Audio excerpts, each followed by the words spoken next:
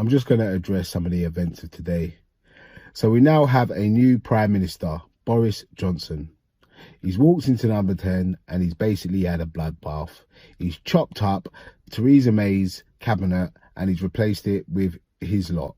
So he's replaced it with people like the very intelligent Esther McVey, or he's replaced it with Priti Patel, who resigned from the cabinet because she was doing some, back channel stuff with Israel behind the Prime Minister's back. And he's brought in, what's his name? Gavin Williams, the one who leaked information to the press. And then he's put in all these right-wing Brexiteers. Now, they are all a team now to try and deliver basically who knows what they deliver. They say they don't want a no-deal Brexit, but they'll be happy to leave on a no-deal Brexit. Does that make sense to anybody? You don't want something, but you'll be happy to leave with it. That doesn't make sense to me. Why don't you want it? Well, I guess that's because they know people will lose their jobs and the country might burn down.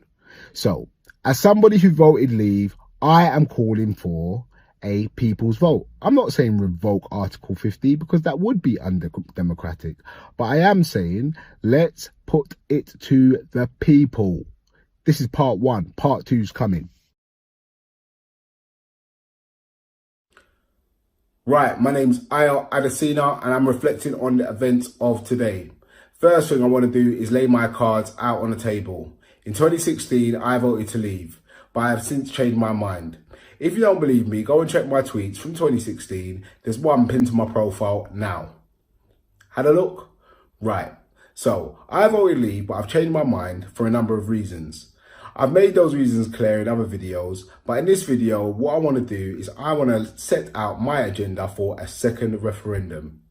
Now, in my opinion, WTO isn't really the option, but over the last 3 years, WTO has been sold to the British public as a potential solution to our problems.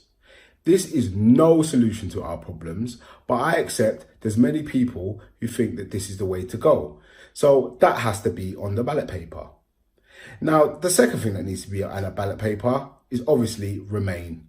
Remain needs to be on a ballot paper because what we were told in 2016 is not what we are getting now. The third thing that needs to be on a ballot paper is some kind of sensible withdrawal agreement, something that potentially looks like what May's done. Now, in retrospect, I think I actually voted for something that looks like May's deal. Again, I refer you to my 2016 tweets. So, in my opinion, what needs to happen next is we need to have a referendum with 3 options. Now, before you say I'm splitting the leave vote, I'll come back and tell you why I'm not in part 3. Right, so this is part 3, yeah? So in part 2, I said that I was going to explain to you why having 3 options on a ballot paper was not splitting the leave vote. But I'm going to come back to that. And the reason I'm going to come back to that is because I thought something else. And this is just like a really spontaneous rant. So bear with me. Right. If you bought a mobile phone, you opened up the box and it said you could call anywhere in the world. That's what the instruction said, right? You turned it on and then it said you can only call numbers that start with 01724. Would you be happy? I doubt it. Would you take the phone back? I think you would. That's what's happened in 2016. Now, let me give you another analogy. The family's already got a car. I've got a Q5 sitting out there. And, they said, let's vote. See if we're going to change our car this year. So everyone voted and said, we're going to change our car this year. But they voted on basically a better car. We never specified what the car was going to be. We just said, we are going to go and we're going to get a better car. So then I went out and then I saw a great bargain, £100, B-Reg, banger, 1 wheel, no handbrake. And I had to bring it back to my house, tell my wife I'm going to fix it up. And in 50 years, everything's going to be okay. That is essentially what's happened. Right, look, I'm sweating in that. See, tell you this is real spontaneous. Right, so this is part 3. In part 4, I will go back and explain to you why having 3 options is not splitting the leave vote. So this is part 4, right? So in part 3, I was supposed to tell you why having 3 options on the ballot paper is not going to split the leave vote. It doesn't have to split the leave vote. So what we would do is we'd have three options. One is Remain, one is WTO, and one is Mrs. May's agreement or some kind of agreement, okay? Now, me personally, I don't believe in WTO. I think it's just a big myth. If we leave with no deal, obviously we're going to have to come back and make some kind of deal. So WTO doesn't even really make sense. But WTO is now in the public consciousness. People think WTO is something, an option. So to bring the whole country together, it's got to be on a ballot paper. And that's the reason why it's there. So then what we would do is we would have a vote. For Remain to win, it'd have to get over 50%. If it didn't get over 50%, then that means the two combined leave options got more than 50%. So then we would choose the biggest leave option. Or maybe we could have some sort of first, second, third choice vote. Something like that. I don't know. Discuss. But bottom line is we need another referendum. We need a people's vote.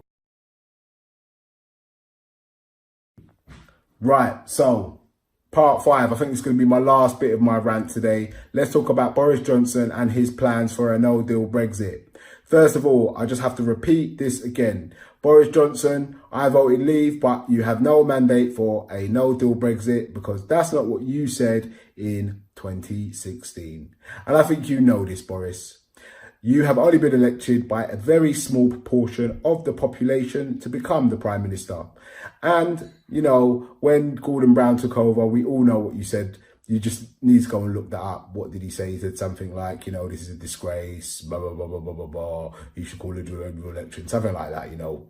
And now he's in exactly the same position. Will he call a general election? No. So he's saying that he needs to deliver a Brexit. He's put in Esther McVey, you know, extremely intelligent. And he's also put in Dominic Raab. Oh, what a liar. He's put in Jacob Rees-Mogg. What can we say?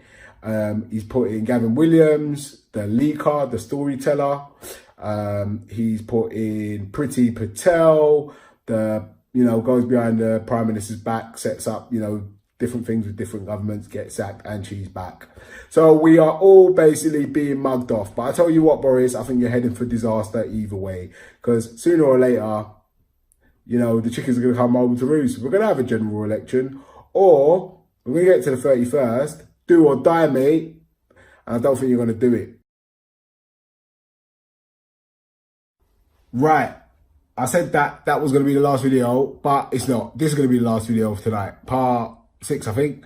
Right. So, essentially, this is shout-outs. Shout-outs to some MPs. So, let's give a shout-out to Dominic Grieve, Philip Hammond, Sam Gyimah, Rory Stewart. Who else? Who else is there? Yvette Cooper, David Lammy, Nicola Sturgeon, the leader for Wales, I forgot what your name is. All these people have demonstrated, Jess Phillips, if I didn't say your name before, all these people have demonstrated basically they care about the country more than their party. And this is actually a message to the Parliament, okay?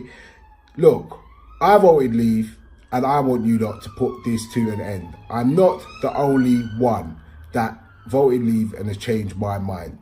So we want this back to the people. We want another say on the details. Every option on the ballot paper needs to be specified with exactly what's going to happen. So that's the shout outs. Keep going, guys. You have to stop Boris.